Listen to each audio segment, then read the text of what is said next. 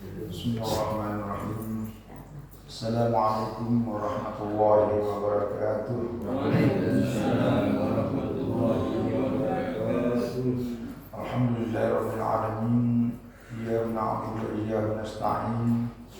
Asyhadu an la ilaha illallah wa asyhadu anna Muhammadar Rasulullah. Allahumma shalli wa sallim wa barik ala Rasulillah Sayyidina Muhammad wa ala alihi wa sahbihi ajma'in. Subhanaka la ilma lana illa ma 'allamtana innaka antal alimul hakim.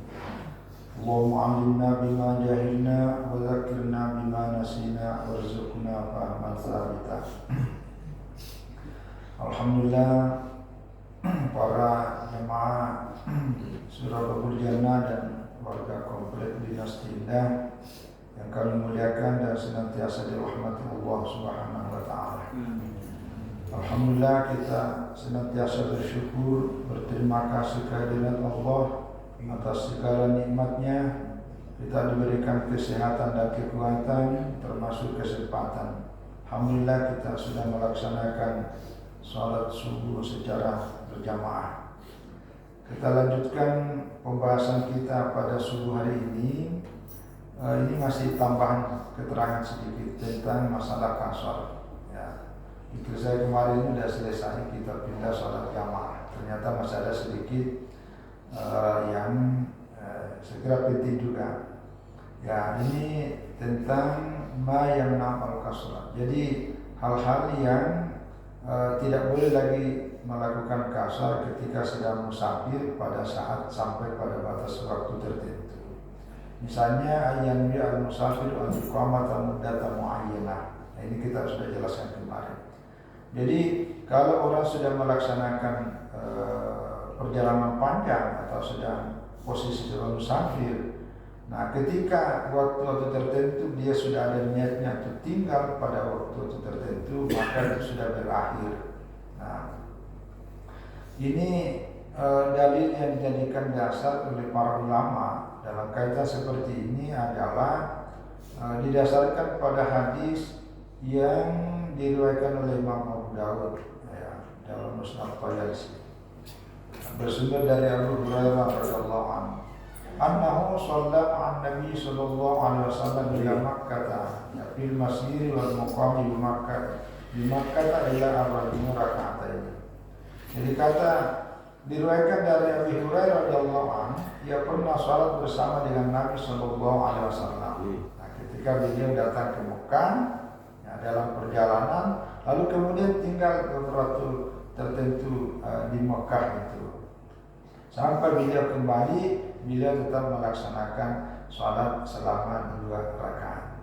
Ya, bima'na lam yuhaddid wa nasu muddatan liqamah, faqad ikhtalafa al-fuqaha fi taqdir muddah.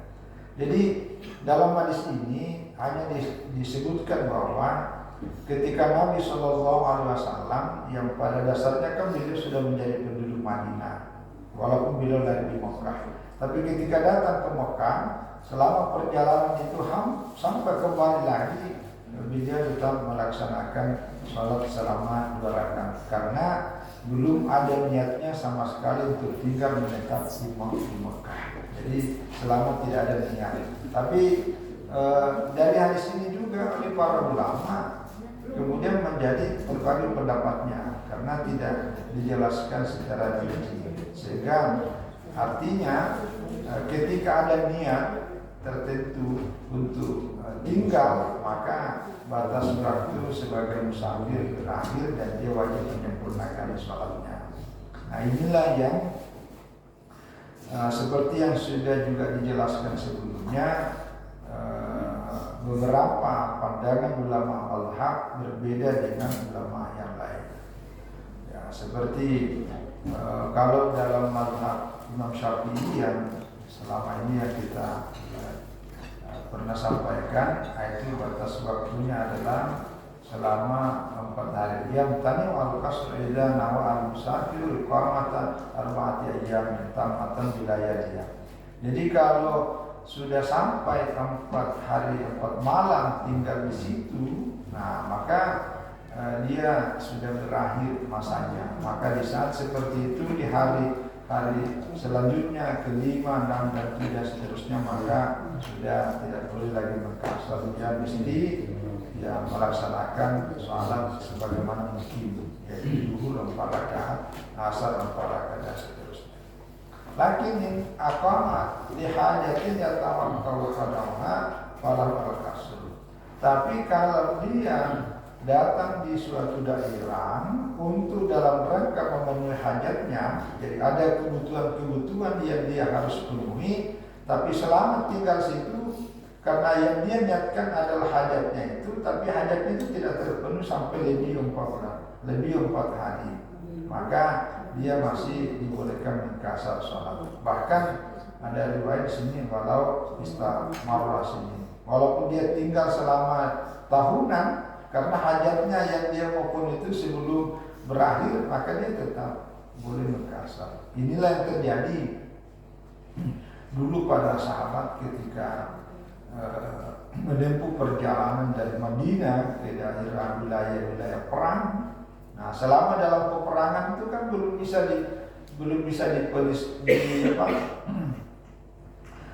bisa dipastikan sampai kapan berakhir masa peperangan, karena yang namanya lawan, namanya musuh membutuhkan waktu lama. Itulah sehingga ada dasar bulanan bahkan tahunan. Kalau memang musuhnya belum bisa diselesaikan, maka dia selama dalam proses itu, karena memang tidak ada niatnya tinggal untuk di medan peperangan, dia harus kembali ke Madinah. Nah, dalam kondisi seperti itu dia tetap dibolehkan mengkasar sholat. Tapi kalau di sini dalam wahada huwa ra'yul jumhur, inilah pendapat di kalangan para jumhur ulama. Ya, walaupun dalam pandangan mazhab Syafi'iyah wa qasru asy-syafi'iyyah idza ala zamanat asyara yauman, ya, kama bayana. Jadi, nah kalau dalam mazhab Syafi'i ketika ada urusan seperti itu, kalau udah lewat 4 hari tapi diberi batas maksimal 18 hari. Nah, lewat dari itu maka dia harus menyempurnakan sholatnya. Kalau dalam mazhab Abu Hanifah batasnya adalah 15 hari, setengah bulan. Kalau mazhab Maliki dengan Syafi'i dan Imam Ahmad hampir sama, yaitu 4 hari. Kalau Syafi'i maksimal 18. Tapi kalau kondisinya seperti dalam peperangan itu, ini lebih banyak dipakai jumhur ulama. Nah, kalau ada terjadi perbedaan pendapat seperti ini, satu pihak mengatakan tidak boleh lagi mengkasar, tapi satu pihak ulama mengatakan boleh mengkasar. Nah, ada satu pandangan yang menjadi kaidah di kalangan para ulama adalah al-khuruju minal khilafi mustahabun. Ya, jadi kita keluar dari perbedaan pendapat itu adalah yang bagus. Maksudnya apa? Ya, kalau mau menghilangkan keraguan, ya kembali aja sholat seperti biasa. Itu lebih aman. Nah, itu yang paling aman ya, daripada kita ragu-ragu dari perbedaan ini gimana ya? Ya sampai lewat pada waktunya kita masih mengkasar. Nah, itu yang paling aman. Itu yang disebut. Jadi al-khuruju minal khilafi mustahabun, itu kaidah dasar. Sama juga ini. Ya, ini tidak ada di sini, tapi saya pas lagi ingat. Kalau berkaitan, contoh misalnya ya, satu ulama mengatakan kalau kita sholat baca Fatihah, baca basmalah. Nah, ada ulama yang lain kan tidak, karena dianggap tidak bagian dari ayat. Nah, kalau terjadi perbedaan seperti ini, bagi kita ini tidak terlalu banyak paham dalil, maka kesimpulan yang paling bagus adalah al-khuluju minal khilafi mustahab. Keluar dari khilaf itu yang paling aman. Apa maksudnya? Kalau Anda baca Bismillahirrahmanirrahim dan tidak ada ulama mengatakan batal salat kalau kita baca basmalah. Tapi kalau Anda tidak baca basmalah, kan ada ulama mengatakan batal salat karena basmalah bagian dari Fatihah. Maka yang paling aman baca basmalah. Itu selesai. Tidak usah lagi bersitekan cari dalil, cari pendapat. Itu cara yang paling aman bagi kita, karena kita kan muqallid. Nah, itu satu kaidah. Sama juga ini berlaku. Ini paling banyak kaidah dipakai. Karena begini, jadi dalil baik Al-Quran maupun hadis, seringkali secara lahirnya itu kan kelihatan bertentangan antara satu dengan yang lain. Bahkan kalau dalam hadis itu sudah biasa, namanya hadis mukhtalaf. Saya beri contoh misalnya, hadis berkaitan dengan menyentuh kemaluan itu ada dua dan sama-sama sahih. Hadis yang mengatakan menyentuh kemaluan baik laki-laki maupun perempuan yang kemaluannya sendiri itu batal wudu. Tapi kan ada juga hadis lain yang menunjukkan bahwa menyentuh kemaluan tidak batal wudu, karena kemaluan itu dianggap sebagai bagian dari tubuh kita sendiri. Ya, itu sama dengan daun telinga lah, kan bagian dari tubuh kita. Nah, kalau sudah terjadi ada hadis yang begini yang oleh pemahaman para ulama dianggap semuanya sahih, sehingga ada mengatakan batal, ada mengatakan tidak batal. Yang paling aman adalah kita mengambil pendapat yang mengatakan batal supaya kita pergi berwudu. Nah, kalau kita pergi berwudu itu lebih aman karena kita sudah 2 kali berwudu. Tapi kalau wudunya cuma sekali, jangan sampai pendapat yang betul adalah yang mengatakan batal, berarti kan wudu kita tidak sah. Nah, itu namanya aman. Gitu. Jadi Allah khuruj min akhiril mustahab. Nah, jadi sekali lagi itu yang pertama ya. Jadi ada batas-batas tertentu ketika kita sedang musafir. Nah, yang kedua ini menarik. Ya, karena kita ini jadi al-audatu ila mahallil iqamati daimah atau niyatul audah. Jadi batasnya berakhir boleh mengkasar salat apabila kita sudah kembali ke tempat tinggal yang tetap. Nah, ini tempat tinggal ini. Nah, macam kita ini, misalnya saya, kan ada al-iqamatu al-rasmi, al-watani, al-wasli, tempat tinggal saya sebenarnya itu di Makassar, di Sulawesi. Karena di situ saya lahir. Kalau di sini adalah tempat tinggal bekerja. Nah, ini namanya mahal al-iqamah, karena di sinilah tempat penghidupan al-maisha. Nah, ada lagi tempat al-muaqqatah, tempat hanya ya sementara, seperti kalau kita pergi ada seminar, ada acara, itu namanya muaqqat. Ini ada tempat tinggal yang berbeda-beda ini punya hukum masing-masing. Nah, ini yang bagus ini. Jadi, nah, lalu pertanyaannya adalah mata yatimmu al-musafiru as-sholatu, kapan waktunya ketika sedang musafir yang wajib kita menggenapkan salat, maksudnya menggenapkan memperakat, tidak lagi kasar. Dan mata yaksu, dan kapan kita masih boleh mengkasar. Ya, halatan intiqal anil watan, ketika kita bepergian dari tempat di mana kita tinggal. Nah, ini yang menarik. Yang pertama adalah al-intiqalu anil watani al-wasli. Nah, ini yang pertama dulu, ini ketika kita bepergian dari tempat watani al-wasli, ya tadi itu tempat kita lahir. Ya, yatimmu sholatu idza intaqala min mahallatil iqamati ad-daimati, ya, kamar kasih al-wazifa al-yawm ila mautin akhar lahu bihi zawjah, ya, aw ila mahall milad alladhi ya baqiya lahu bi ahlun, ayat zawjah. Ya, karena jadi apabila ya kita ini berangkat dari tempat tinggal di mana kita bekerja, tempat tinggal tetap kita, ya, lalu kemudian pergi ke tempat tinggal aslinya, dan di situ masih ada keluarga, masih ada orang tua, bahkan istri kita mungkin ada tinggal situ. Maka ketika tidak ada situ, tidak boleh mengkasar sholat, tidak boleh. Kita sudah sebagai tetap hukumnya sama yang mungkin. Ya, jadi macam kita kan, ya, paling kan misalnya di Singkawang, kan aslinya di Pontianak, KTP. Nah, kalau pergi ke sana tidak boleh misalnya kan kerja di Singkawang, nah itu kan tempat al-iqamah. Begitu datang ke Pontianak, itu tidak boleh mengkasar, karena sini tempat tinggal asli kita, tempat kita lahir. Apalagi kalau istri kita dari sini. Nah itu, ini ya biasalah kalau kita para pekerja ini, lain tempat kita bekerja, lain tempat kita lahir. Maka ketika kita kembali ke tempat asli kita, misalnya bulan puasa itu habis lebaran kan biasa pergi libur tuh, pergi ziarahi orang tuanya. Selama ada di situ tidak boleh berkasar karena dia tidak dihitungkan sebagai musafir. Ya, dia tetap dihitung sebagai mukim. Nah, jadi itu ada batasan-batasannya. Apalagi ada istri di situ. Ya, jadi atamma as-sholata, maka dia wajib menyempurnakan sholatnya karena habis. Tapi kalau dalam perjalanan, ya karena sedang musafir itu, sedang musafir. Ya, sawa makanan termasuk tuh.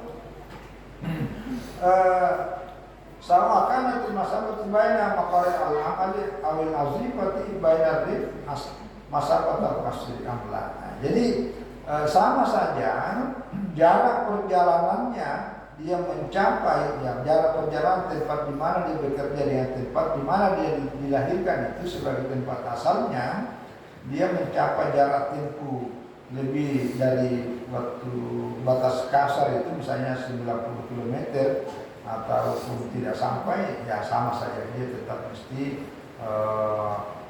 menyempurnakan sholat. Ya, namu fi hadhil halah yakunu lahu mautatan. Jadi dia orang yang bersangkutan ini yaitu sebagai orang yang punya dua tempat. Satu tempat bekerja tetap, yang kedua tempat di mana dia aslinya yang dilahirkan. Nah, fa illam yabqa lahu ahlun. Nah, ini masalah. Tapi kalau dia pulang ke kampung aslinya, tapi di sana itu tidak ada lagi keluarga. Bapaknya sudah meninggal, ibunya sudah meninggal, hampir seluruh tidak ada lagi keluarga situ. Yang ada wahyu baki apa? Yang ada di situ paling harta benda. Ya, mungkin ada kebunnya yang masih tersisa, ada rumahnya, tapi tidak ada lagi keluarga. Nah, ini kasur sholat boleh mengkasar. Ya, jadi hitungannya bukan karena kepemilikan barang yang ada di kampung, tapi lebih kepada keluarga karena dihitung masih bagian dari keluarga. Tapi kalau sudah pada meninggal semua, maka itu masih boleh. Tapi kalau masih hidup, nah itu tidak boleh. Dia wajib menyempurnakan sholatnya. Ya, di anna mahallal milad. Ya, karena ya kampung di mana kita dilahirkan itu karena watanan asliya, walaupun tempat ya negeri kita asalnya, ya, tapi karena tidak ada lagi keluarga menyambungkan situ sebagai bagian dari keluarga pokok, maka itu dihitung dia boleh mengkasar. Ya, jadi itu ketentuan-ketentuan yang dirumuskan oleh para sahabat, para ulama. Yang kedua adalah ini kalau ini biasa al-intiqal an mahall iqamah al-maqam. Jadi kita berpindah dari tempat ya, mengarahkan musafir maksudnya tempat yang muakkatah ini yang tadi itu kita hanya datang untuk sementara waktu. Ini hampir sama pembahasannya tadi. Jadi ya mantalak ala bil buldani wa aqama ibadah spesial. Nah, kalau kita datang ke tempat-tempat tertentu dengan batas waktu yang tidak ini bukan tempat lahir dan bukan juga tempat di mana pekerjaan tetap sebagai pencari kehidupan, lalu tinggal di situ selama 15 hari, katakanlah setengah bulan, summa ada ilahi, kemudian dia kembali lagi, ya kasro as-sholati malam yang al-iqamah. Jadi masih dibolehkan, intinya selama tidak ada niat untuk tinggal di situ, ya, selama tidak ada, hampir sama tadi. Hanya ini untuk membedakan tentang batasan tentang mahallu al-iqamah dengan mahallu al-asli dengan mahallu iqamah ad-daimah. Nah, itu saja. Jadi hampir sama penjelasannya tadi itu ada batasan-batasan waktu. Nah, itu saya kira. Kemudian ya, tapi sekali lagi selama tidak ada batasan waktu, tapi ini yang dijadikan dalil oleh para ulama, man ta'ahala fi baladin falyusalli sholatal muqim. Ya, ini dijadikan dalil. Ya, hadis bersumber dari Utsman bin Affan, katanya sami'tu Nabi sallallahu alaihi wasallam yaqul man ta'ahala fi baladin falyusalli sholatal muqim. Ya, siapa ta'ahala fi baladin. Ta'ahala itu artinya menjadikan sebuah keluarga di kampung. Maksudnya dia beristri di suatu kampung, maka fal yusolli sholatan mukim, maka hendaklah sholat seperti sholatnya mukim. Ya. Jadi walaupun tidak sampai 2 hari, Anda ke Jakarta, di sana ada istri, maka Anda harus sholat sebagaimana mukim.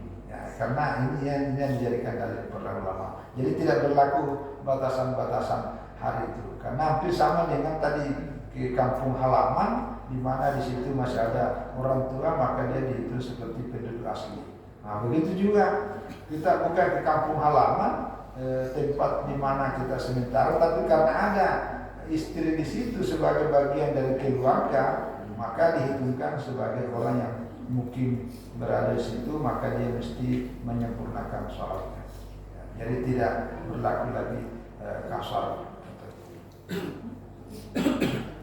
Yang kedua, ini as-sholatul faidatu fis safar. Nah, ini caranya ketika ada sholat yang terlewat. Nah, ini yang biasa qadaan. Nah, jadi kita mengganti sholat ketika sedang musafir. Bagaimana caranya? Nah, ini yang menjadi masalah ini. Misalnya kadang-kadang orang itu ketika balik, dia sebelum sampai di tempatnya itu dia belum salat, dia ingin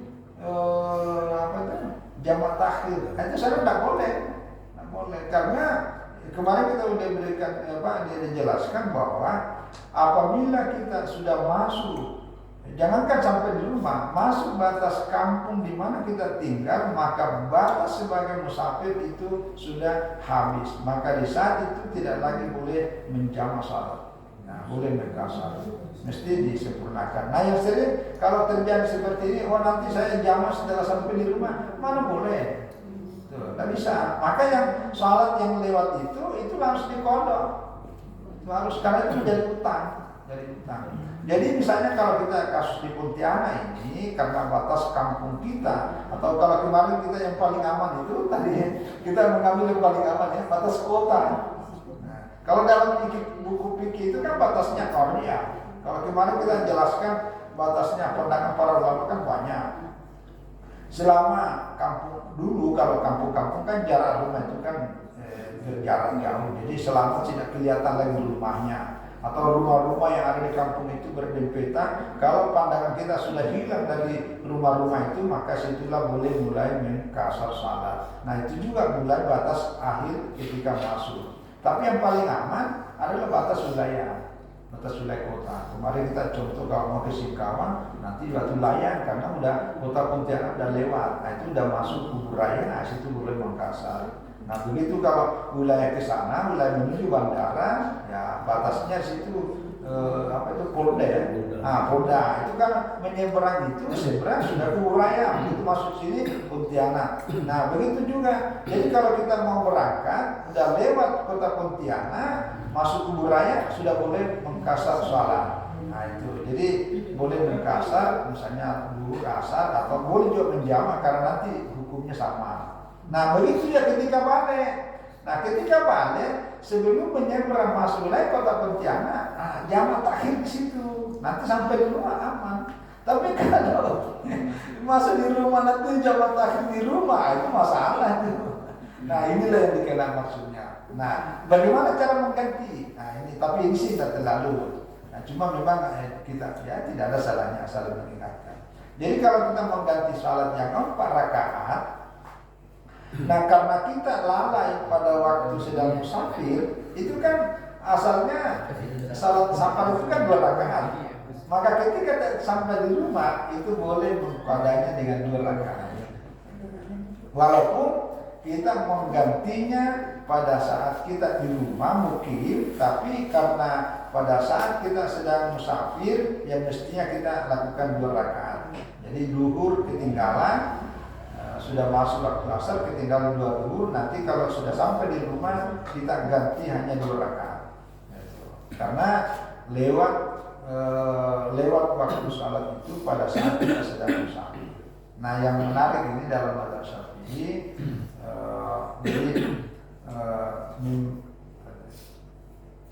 Pak itatihi sholatul musafir qada wa fil hadari rakaatan, hanya dimaksud. Jadi kalau ada salat kita lewat pada waktu kita sedang musafir, maka menggantinya itu qadanya itu pada waktu kita sudah ada di kampung adalah 2 rakaat.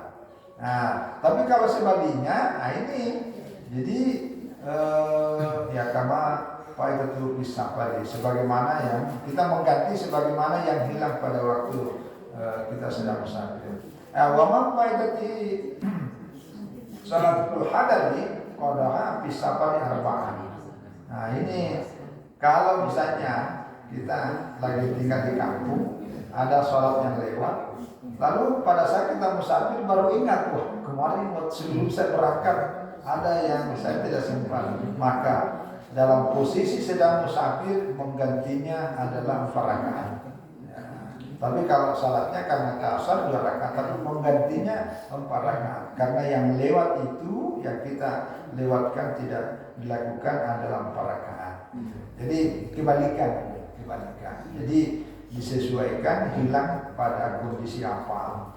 Jadi kalau kita lewat pada posisi saat musafir, maka nanti menggantinya 2 rakaat. Tapi kalau kita tidak melakukan kedua itu di saat kita sedang berada di kampung, maka ada 4 rakaat, dan kita menggantinya ketika sedang musafir, maka kita menggantinya dengan 4 rakaat.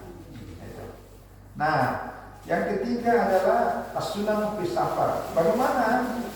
Apakah masih dibolehkan kita sholat sunat ketika sedang musafir? Nah, ini. Karena ini kan pertanyaan juga ini. Karena jangankan sholat sunat, yang salat 4 rakaat aja dikurangi jadi 2. Kan gitu. Nah, ini yang terjadi perbedaan. Ya. Qala Nawawi rahimahullah, Imam Nawawi rahimahullah mengatakan, "Qad ittafaqal fuqaha ala istihbabin nawafil mutlaq fi safar." Jadi kata Imam Nawawi, para ulama fikih sepakat bahwa salat sunnah secara mutlak itu tetap disunatkan ya dalam keadaan musafir. Waqtalafu, ini tapi berbeda pendapat ya mengenai istihbabin nawafil ar-ratibah, mengenai salat sunat rawatib ya sebelum atau sesudah salat wajib itu. Fatarakaha Ibnu Umar wa akharum. Kalau Ibnu Umar dan para sahabat yang lain itu selama dalam musafir itu tidak melaksanakan salat sunat rawatib ya, karena tidak disunatkan lagi. Wastahabba Syafi'i wa ashabu wal jumhur. Tapi jumhur ulama dan mazhab Syafi'i dan para sahabatnya tetap menganggap bahwa itu tetap disunatkan boleh. Ya. Wa dalilnya adalah diantaranya ini mengambil dalil secara al-hadis al-amal waridah final bil mutlaq ar-rawatib. Jadi dalil yang dipakai oleh yang mensunatkan itu adalah ya seperti dalil yang biasa yang kita jelaskan sebelumnya tentang sunat sholat sunat itu secara umum. Tapi ulama lain menganggap bahwa karena itu secara umum maka ketika sedang musafir itu ada batasannya. Ya, kecuali ya karena ini yang diambil hadisnya ini tentang sholat sallallahu alaihi wasallam ad-duha fi yaumil fath. Jadi ketika Nabi sallallahu alaihi wasallam berangkat dari Madinah datang ke Mekah pada waktu Fatuh Mekah, pada waktu pembebasan kota Mekah tanggal tahun 9 Hijriah. Nah, waktu itu kan Nabi musafir tuh. Nabi musafir, tapi dalam posisi pada waktu itu Nabi tetap sholat duha. Ya, sholat duha. Yang kedua, beliau tetap melaksanakan 2 rakaat sholat sunat subuh atau sholat sunat fajar. Jadi 2 rakaat. Hatta hina namu hatta talati syamsu. Ya, pada saat itu sampai terbenam. Jadi, cuma ini yang dijelaskan. Tapi salah-salah sunat yang lain tidak disebutkan. Ya, ini karena 2 salat sunat ini masuk kategori yang sangat dipentingkan. Jadi baik dalam kondisi sedang berada di kampung ataupun sedang musafir, salat duha Nabi tetap lakukan. Begitu juga salat sunat fajar. Karena salat sunat fajar atau salat sunat subuh itu khairun ya minat dunia wa ma fiha, lebih utama daripada dunia dan seisinya itu. Jadi kalau kita sedang musafir, kalau salat sunat sebelum duhur, salat sunat sesudah duhur, sholat sunat rawatib yang lain ya mungkin karena itu banyak sahabat juga. Tapi kalau sholat subuh Nabi tetap lakukan. Nah itu bedanya. Jadi ketika kita sedang dalam keadaan musafir ya kalau pandangan tadi seperti ini Ibnu Umar wa amma ma fi sahihaini an Ibnu Umar. Adapun hadis yang bersumber dari Ibnu Umar dalam kitab Sahih Bukhari dan Muslim qala beliau mengatakan sahibtun Nabi sallallahu alaihi wasallam, saya selalu menemani membersamai Nabi sallallahu alaihi wasallam. Falam arahu yusabbih. Ya, maksudnya tanpa saya tidak pernah melihat beliau salat sunat selama dalam keadaan musafir. Nah, itu kata Ibnu Umar. Tapi ketika tadi beliau berangkat ke Mekah pada waktu Mekah, ya mungkin Ibnu Umar tidak sempat melihatnya bahwa Nabi sholat duha, ya, dan sholat sunat. Tapi sholat sunat yang lain. Ya, itu. Jadi ini sekali lagi bagi yang sempat mungkin perjalanannya agak santai, tidak terlalu banyak menyita waktu dan kesempatan, boleh sholat. Tapi bagi yang sedang musafir dalam kondisi kesibukan banyak tersita dengan hal-hal yang lain, maka itu boleh tidak sholat sunat. Nah itu jadi pilihan lah. Jadi ini yang bagus ini kesimpulannya. Waqala al-Hanafiyah wa yatim musafir bis-sunan ar-rawatib in kana fi hali amnin wa qararin. Ya. Ay nazilan mustaqiran. Ya. Kata mazhab dalam Syafi'i, bagi seorang musafir ya boleh melaksanakan salat sunat rawatib wa in kana fi hali amnin. Kalau dia dalam kondisi aman, dalam kondisi ya tidak ada hal-hal yang membuat menjadi penghalang. Wa illa, tapi kalau mungkin dalam kondisi wa in kana fi hali khawfi farar, dalam kondisi khauf atau farah dalam kondisi tidak nyaman, ya bisiri layati biha, tidak menjalankan. Wa huwal mukhtar. Inilah pendapat yang paling bagus. Ya. Jadi intinya dikembalikan kepada kondisi yang bersangkutan. Ya, saya kira ini sebagai tambahan. Karena ini berikutnya udah masuk salat jamaah, al-jam'u baina as-salataini. Jadi saya kira ini tambahan saja karena pada prinsipnya sudah 2 kali pertemuan kita bahas tentang salat kasar. Nah, terutama tadi tambahan batas-batas sebagai posisi warga asli, warga kemudian penduduk tempat di mana kita bekerja, dan ketika kita mengadakan perjalanan tempat lain tapi di sana ada keluarga istri, maka kita menjadi seperti seorang mukim walaupun kita tidak lahir di situ dan tidak bekerja di situ, tapi ada keluarga, ada istri di situ, maka kita menjadi mukim. Saya kira ini terima kasih, mudah-mudahan Allah Subhanahu wa taala senantiasa memberikan kesehatan dan kekuatan serta kesempatan untuk kita bisa silaturahim dalam momen itu seperti ini sambil nambah-nambah hukum-hukum fikih seperti ini ya. Saya kira itu wallahu a'lam bishawab. Wassalamualaikum warahmatullahi wabarakatuh. Ustaz, baik Ustaz, ada 2 pertanyaan, bukan pertanyaan Ustaz, ini diperlukan saat ini. Bagaimana posisi wanita yang sedang haid? Maaf agak memasuki surau atau masjid, ruangannya seperti ini. Nah, itu kemudian yang kedua, tadi masalah mengkasar itu tentu kita sebagai orang awam baca buku dan melaksanakannya, apa tidak baik secara gambaran besarnya itu bagaimana praktiknya dari menjamak itu dari niatnya itu gitu. Kami kan istilahnya mungkin salah yang kami laksanakan gitu. Misalnya kita mau asar dulu ke zuhur dulu ke asar gitu. Bagaimana? Terima kasih Pak Ustaz. Ya, baik. Terima kasih Ibu Hajah Husna. Pertama berkaitan dengan perempuan yang sedang haid. Ya, pada dasarnya di antara sekian tempat yang tidak boleh tempati tinggal di situ adalah masjid. Ya, tidak boleh masuk masjid. Sebagaimana halnya tidak boleh orang yang junub. Nah, tapi bagi haid ini oleh para ulama ada perbedaan. Perbedaannya apa?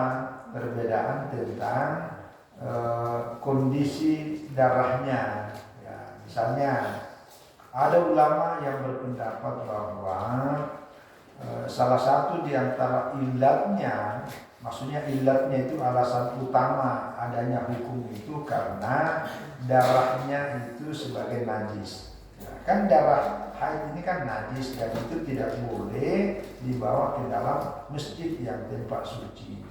Nah, karena kalau itu ilatnya, maka ketika perempuan yang haid tapi darahnya itu sudah boleh dikata tidak ada lagi karena tinggal sedikit atau sudah mengering atau tidak ada kekhawatiran untuk bisa lagi seperti zaman-zaman terdahulu, maka ini yang kemudian ada ulama membolehkan. Itu ya.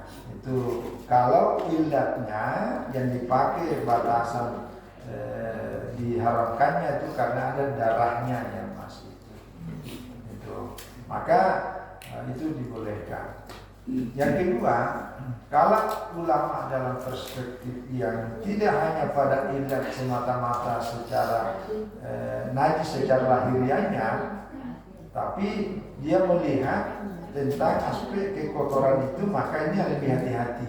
Itu lebih hati-hati. Nah, cuma yang pertama tadi ini ada yang melihat selain dari kebolehannya itu karena tadi itu kekhawatiran adanya darah itu yang sudah kekhawatirannya itu hilang karena darahnya juga tidak terpercik, apalagi dalam kondisi hari ini ada alat apa namanya itu? Itulah pokoknya tidak bisa lagi karena langsung melekat itu ya, maka itu yang ada ulama membolehkan. Tapi inilah ulama fikih. Nah, yang kedua ditambah lagi dengan ada keperluan yang dianggap sangat penting. Ya, yang mungkin dalam kategori seperti ta'lim inilah yang dianggap sebagai penting, maka itu menjadikan boleh. Ya, menjadikan boleh. Dan ada ulama, tapi kalau ulama yang tadi yang kedua itu ya lebih kepada tidak hanya pada aspek lahiriah najisnya itu, tapi dilihat dari aspek secara umum, ya, secara hakiki, maka diminta untuk tidak tetap masuk ke dalam masjid. Nah, solusinya yang paling bagus adalah macam kita itu bagusnya. Ada istilahnya apa namanya dulu, teras. Itu solusi itu. Makanya cara para ulama membangun masjid itu model ini saya kira ini sudah terpikirkan dengan baik. Jadi tidak selalu ada bagian-bagian teras, karena itu bisa menjadi solusi sehingga tidak harus berada di tempat di mana orang sholat sebagai ruang utama, tapi ada batasan-batasan di mana orang-orang tertentu ini boleh di situ aja. Nah, itu paling aman. Itu paling aman. Ya, paling aman itu bagus. Sama juga halnya dengan tempat-tempat makan, tempat minum, tempat apa, sehingga ruang utama sholat, ruang utama masjid di tempat di sholat itu dibedakan dengan tempat ruang di mana ada yang batasan-batasan yang lebih cenderung agak lebih bebas sedikit. Maka itulah gunanya teras-teras. Dan itu saya kira model-model bangunan seperti itu bagus. Nah, jadi itu aja kesimpulan utama dan kesimpulan besar. Hampir seluruh pandangan para ulama fikih selalu terbagi pada aspek itu tentang ilatnya. Ilatnya ketika ilatnya hilang, maka menjadi boleh. Ya, menjadi boleh. Yang kedua, tentang sholat kasar atau sholat sunat, terutama yang kita sering bepergian. Jadi kalau sholat kasar, ya hanya mengkasar saja. Jadi misalnya kita di Pontianak nih, ya, kan saudaranya mau ke Jakarta. Nah, kalau sudah lewat dari kota Pontianak, ya paling pas lah katakanlah sambil menunggu pesawat di bandara. Kalau mau masuk waktu sholat duhur, boleh sholat duhurnya di situ. Nah, nanti usallinya itu adalah usolli fardhu dhuhri kasran. Nah, itu kasran. Jadi rakaat ini lillahi ta'ala. Jadi saya berniat sholat fardu duhur secara kasar 2 rakaat karena Allah. Gitu. Ya, kalau misalnya karena kita berombongan, dia berjamaah, imamnya juga kasar, makmumnya juga kasar. Imamnya dan makmum sama-sama rakaat ini. Cuma ya imamnya seperti biasa imaman, kalau kita makmuman. Ya, itu seperti biasa. Tapi kalau kita di samping mengkasar, kita juga menjamaah. Ya, jadi kalau praktiknya jamaah takdim, ya kita laksanakan. Kan sudah masuk waktu dulu itu, ya sudah masuk waktu dulu dan kita sudah berniat, nah, maka boleh. Nanti ini namanya jamaah takdim, kita melaksanakan sholat duhur dan asar di waktu duhur. Jadi asarnya itu ditarik ke duhur. Nah, jadi nanti kalau sudah sampai di Jakartanya, kita tidak lagi sholat asar karena kita sudah gabung ke duhur. Nah, maka usolli fardhu zuhri raka'atan majmu'an bil kasri. Ya, jadi tapi ditaruh dulu kasrah. Ya, jadi di kasar saya sholat dulu 2 rakaat kasar majmu'an bil asr dijamak dengan asar. Ya, boleh kalau sini juga biasa yang jamak takdim kasran lillahi ta'ala itu boleh. Jadi di situ ada 2 itu, di kasar dan di jamak. Nah itu. Nah begitu juga. Nah bagaimana kalau jamak takhir? Nah ini pelaksanaannya ada 2 macam. Ya. Pertama, kalau misalnya kita berangkat dari sini, kita dan itu harus diniatkan sebelum berakhir masanya bahwa sholat duhur saya ini saya takhirkan, saya niatkan melaksanakan pada waktu asar. Nah, itu wajib sebelum masuk habis itu, sebelum masuk waktu dulu itu tidak boleh diniatkan itu. Karena kalau Anda tidak berniat, nanti lepas masuk waktu asar baru Anda berniat untuk mentakhirkan, itu menjadi kodok. Itu hati-hati itu. Jadi gini ya. Jadi ini kan kita mau menggabung, kita berangkat lah katakanlah hari ini hari Ahad. Nah kita berangkat dari sini kan sebelum duhur tuh. Nah sebelum duhur itu sudah ada hati kita berniat untuk duhur ini saya nanti laksanakan di waktu asar untuk jamak takhir. Nah kalau sudah begini aman. Jadi nanti kalau sudah sampai Jakarta jam 5 sore Anda sholat asar dan duhur di situ. Tapi kalau kita dari sini tidak ada niat sama sekali untuk mentakhirkan, meniatkan sholat duhurnya ke asar, tidak ada niat sama. Begitu masuk waktu asar di sana, baru tersadar, oh iya duhurnya juga saya sekalian. Itu waktu duhur itu sudah lewat. Itu harus dikodok. Dan cara mengkodoknya hanya dua, karena kita sudah dalam posisi tadi itu kan lewat pada saat kita sedang musafir dan menggantinya pada saat musafir. Itu tidak bisa lagi dijamak itu.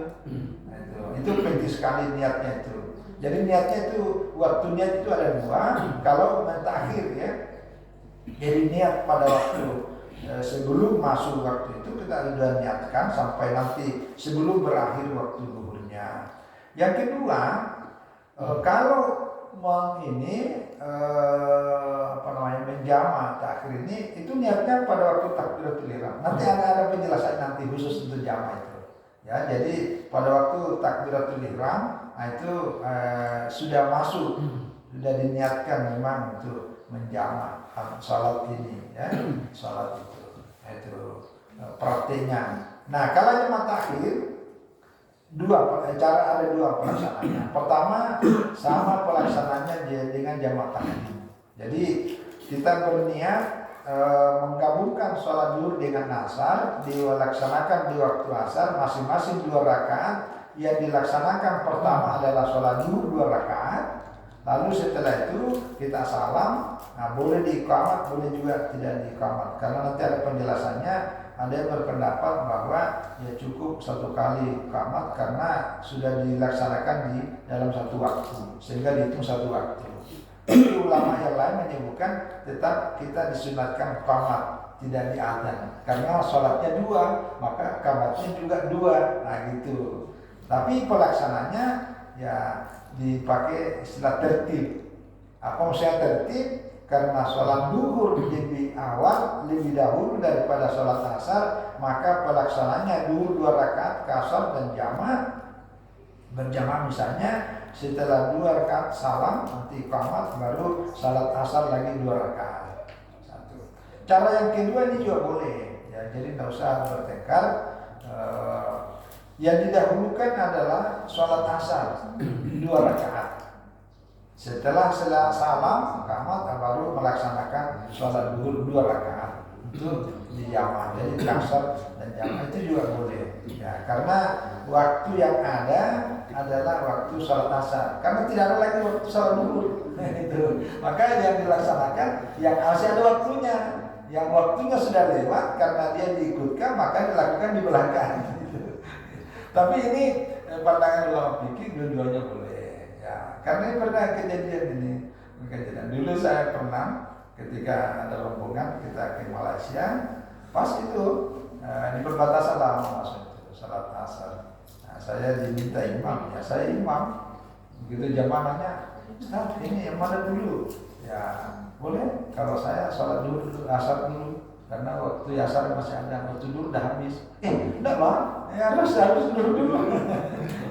Nah, sholatnya dulu, nanti saya salah saya jelaskan. Karena itu lebih fikih yang bikin. Dua-duanya boleh, Terus, nanti penjelasan lebih jauh ini bagaimana karena ini sholat jamaah itu berbeda pandangan para ulama dengan sholat kasar. Kalau kasar itu sepakat, tapi kalau sholat jamaah ada ulama yang membolehkan hanya Nabi. Jadi yang boleh menjamak mengkawan sholat itu hanya Nabi pada waktu tertentu. Bagi kita umatnya tidak. Tapi ulama mayoritas ulama ya sama boleh juga dalam waktu tertentu. Ya saya kira-kira gitulah Allah bersama. Anunya Ustaz, biasanya kita tuh karena kalau pakai bahasa Arab tuh bebelit-belit gitu. Oh iya, Jadi seringnya kita pakai Indonesia. Ya lah, Indonesia. Nah itu Ustaz, apa? Ya. Maksudnya tuh apa sah juga gitu kan? Ya sah. Ya. Jadi gini, kalau bahasa Arabnya kan ini tadi sholli fardu rakatani maju ambil asri jamaah takdim kasrah lillahi ta'ala, itu bahasa Arabnya. Tapi kalau tadi itu betul repot, jadi kita dalam hati aja saya berniat sholat ya duhur 2 rakaat dijamak dengan asar, kasar 2 rakaat karena Allah. Allahu Akbar. Itu dalam hati. Ya, jadi intinya yang menjadi rukun itu niatnya. Lafalnya ini hanya sunnah karena sebagai pengantar dalam rangka memudahkan niat. Nah itu namanya wasilah. Nah ini saya ulangi lagi penjelasannya. Jadi ucapan usalli itu namanya wasilah. Wasilah itu bukan ibadah. Makanya itu boleh dibaca karena kita sebelum takbir. Kalau dibaca sesudah takbir itu sudah masuk dalam rangkaian ibadah, itu yang tidak boleh. Selama belum dimulai takbir, maka bacaan-bacaan sebelumnya itu dibolehkan. Jadi tidak masuk kategori bid'ah. Ini yang kadang-kadang mohon maaf lah, tapi mudah-mudahan sudah tidak diperpanjang. Seringkali itu bid'ah, ada contohnya, tidak ada hadisnya. Memangnya ada ulama yang ini pembahasan dalam kitab ini kitab 11 jilid. Al-Wahab Az-Zuhair ini dibahas semua tentang masalah usalli itu. Semua mazhab menjelaskan di sini berdasarkan hadisnya. Memangnya ulama-ulama yang sudah jelaskan ini tidak hafal hadisnya. Nah, kita ini hanya main logika, hanya karena perspektif logika kita. Jadi memang tidak ada ulama mengatakan bahwa Nabi pernah membaca usalli. Tidak ada. Cuma pemahamannya usalli itu adalah bacaan wasilah. Wasilah itu artinya pengantar supaya kita lebih bisa konsentrasikan niat. Ya, menguatkan, memperkuat, mempermudah, itu intinya. Jadi namanya wasilah itu kan sarana sama dengan ini masalah baju ini kan sarana, sehingga boleh beda-beda, boleh lain-lain. Nah termasuk itu ini tambah juga kan. Kalau dalam ulama-ulama sebelum kita usalli itu ada beberapa bacaan, ada orang istighfar dulu, bahkan ada ulama yang mutlak apa yang dibaca ulang dari nas, ulang dari falak, Itu dibaca dulu untuk menghilangkan rasa was-wasnya itu. Jangan bilang, tidak ada hadis dan habis sebelum salat baca dulu Al-Fatihah Nas. Itu boleh itu. Karena menghilangkan was-was sebelum takbir ini dibaca astagfirullah, astagfirullah, astagfirullah itu. Jadi itu karena belum salatnya, jadi tidak apa-apa. Tapi kalau sudah takbir Allahu Akbar karena sudah berada dalam salat, ini tidak boleh lagi ada tambahan bacaan apapun kecuali berdasarkan petunjuk Rasulullah Sallallahu Alaihi Wasallam. Tapi selama belum mengangkat tangan, itu boleh. Sama juga ketika selesai salam, assalamualaikum, orang mau baca doa apa tidak masalah. Orang mau berjamaah, orang mau bersedih itu tidak ada masalah. Jangan bilang itu bid'ah. Itu saya bilang bid'ah, cuma bacalah semua kita itu. Jadi inilah pengertian batasan bid'ah itu menjadi penting. Saya kira ini apa? Wallahu a'lam bishawab. Ya. Silakan ini dingin. Silakan. Alhamdulillah. Ya, baik, sekali lagi ya mudah-mudahan kita selalu diberikan kesehatan dan kekuatan Allah Subhanahu Wa Taala, panjang umurnya. Kita melanjutkan tradisi kebiasaan ini. Mudah-mudahan nanti ke depan kita bisa lebih lagi. Wallahu a'lam. Assalamualaikum warahmatullahi wabarakatuh. Terima kasih Ustaz.